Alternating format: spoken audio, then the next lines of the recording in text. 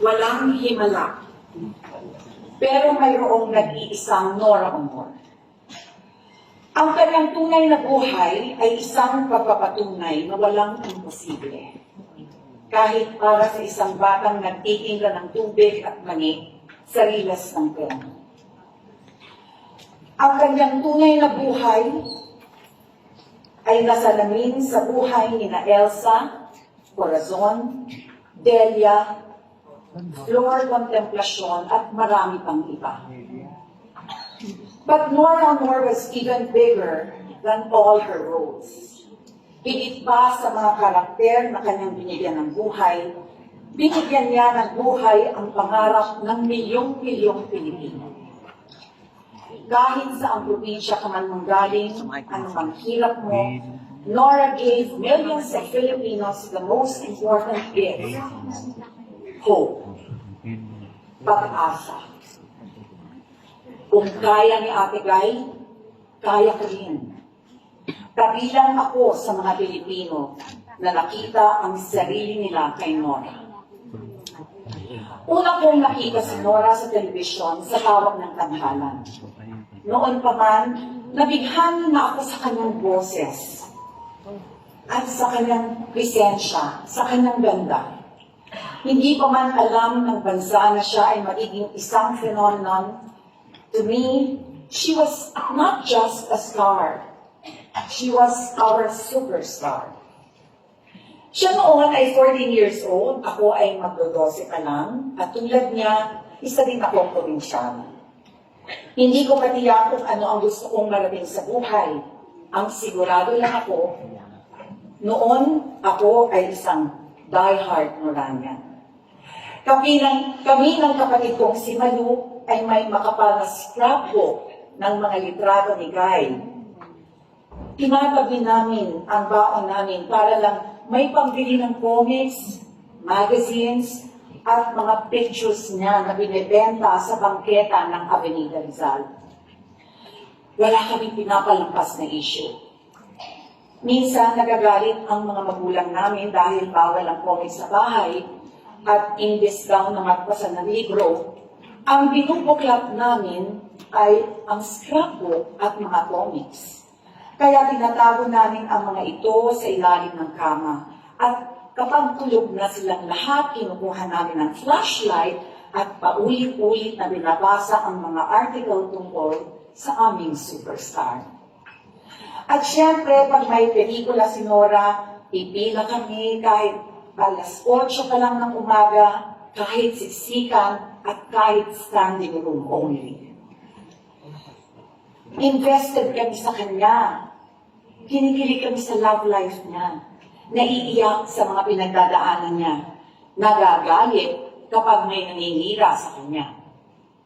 Minsan sa eskwelahan, mayroon akong kaklase na sinabing, hindi daw bagay mag-artista si Nora dahil siya daw ay maitim. Alam niyo na ang nangyari. Ginera ko ang kaklase ko. Walang poise-poise. Bawal magsabi ng hindi maganda ang aking superstar. At milyon-milyon kaming katulad ko para kay Nora. Tuwing may mga pagkakataon ng paglabas niya sa mga TV shows at iba pang mga personal appearances, dagsaan lahat kami mga fans na kilig at mangiyak-ngiyak kasi nakita namin si Nora nakangiti at kumakaway. May mga fans na umaakyat ng bakod, hinihimatay, nag-aalay ng kwintas na sampagita hanggang wala nang makita sa leeg ni Nora Honor. We were called the Bakya crowd. And we were proud of it. Dahil may superstar kami na isa sa amin. Philippine showbiz has never seen that level of adulation until Nora came. And never again after Nora. Gayunpaman, si Ate Guy ay nanatiling simpleng probinsyana at heart.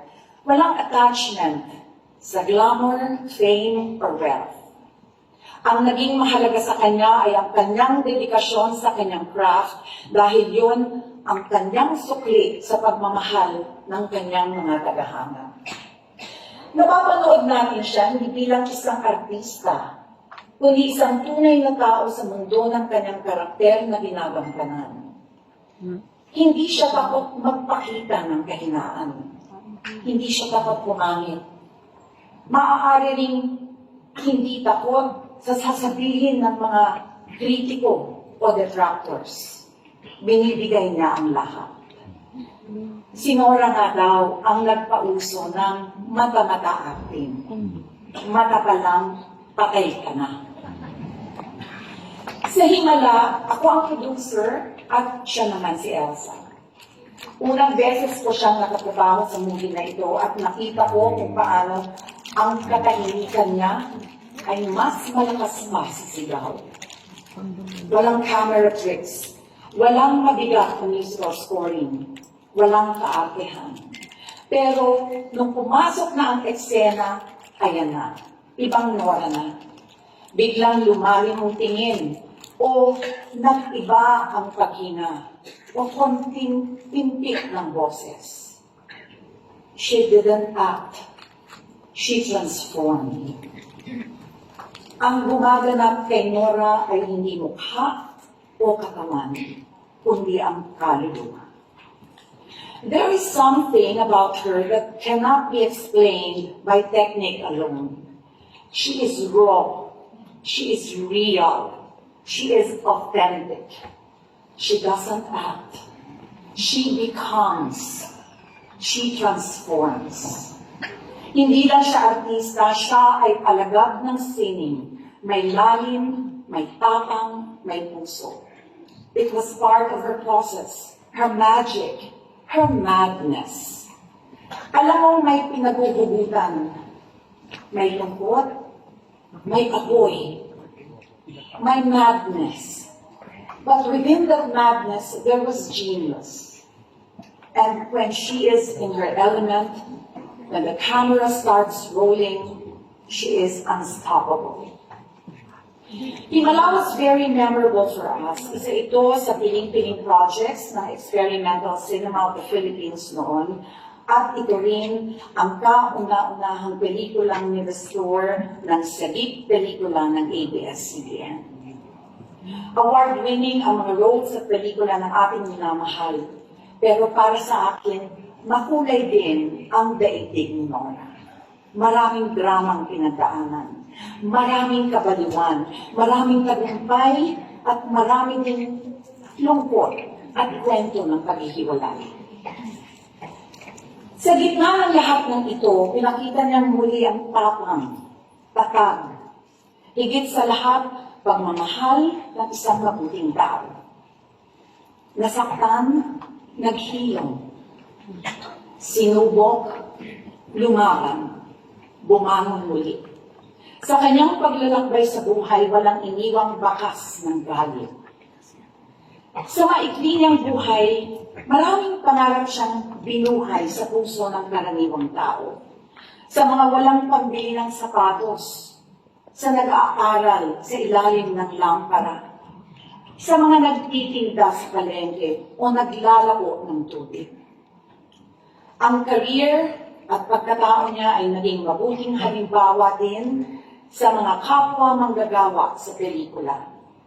Pinakita niya ang kahalagahan ng husay, ng pagmamahal sa fans, ng pakikipagkapwa-tao.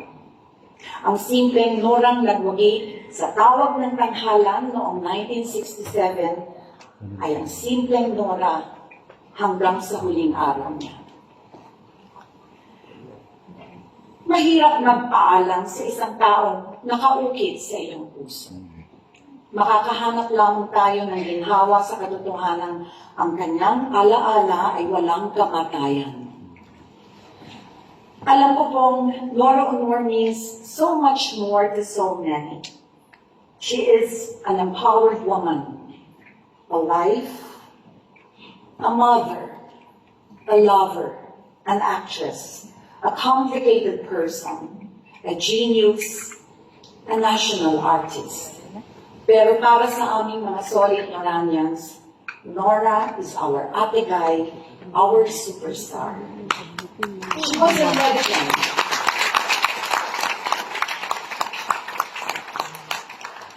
She was a legend while she lived.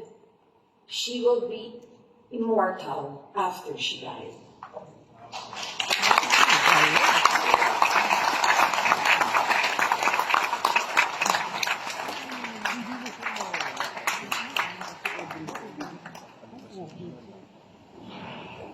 Pizza time.